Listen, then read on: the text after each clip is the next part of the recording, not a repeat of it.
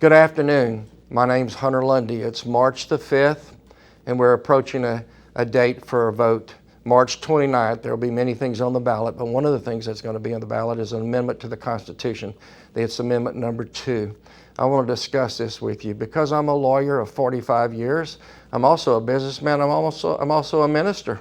And so this really concerns me that the editorials around the country and even PAR have discussed the goods and the bad things about amendment number 2, but they really hadn't honed in on the exemptions to nonprofits and to the church-owned property.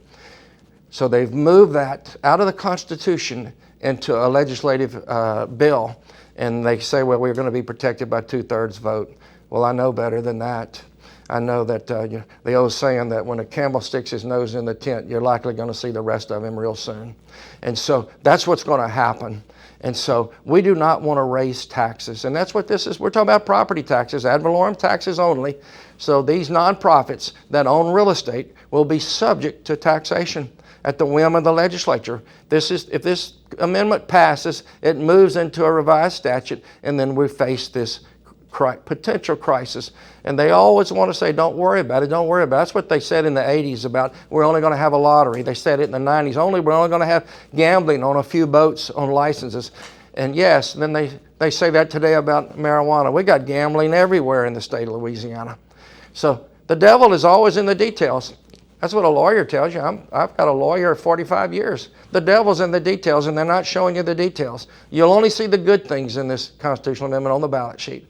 And there's some good things. But this is a very bad thing to take these exemptions for nonprofits. It subjects the church to being taxed for property that they're using for a thrift show. How about a thrift store? How about a homeless shelter? How about a restaurant? It subjects them to all that. It subjects to all our nonprofits, the Masons, the Knights of Columbus. These are all property owned by nonprofits. It subjects the Junior League. It subjects, your civic organizations. How about the Salvation Army? They specifically exclude the housing of the homeless in the bill. And so I'm totally against it. I just challenge you to go read the details because, like I said, the devil's in the details. And the details are what they're not showing you on the ballot. Thank you for listening to me. I thank God for Louisiana. I thank God for the country. There's been some good things happening, and I really want to see them continue. But I do want this constitutional amendment readdressed. It should take 2 years, not 2 weeks, to run this through. And we should be separating teachers' pay and income tax reduction and things from exemptions from nonprofits. Early voting starts March the 15th. The election day is March the 29th. I ask you to vote no to amendment number 2. Thank you for listening. God bless.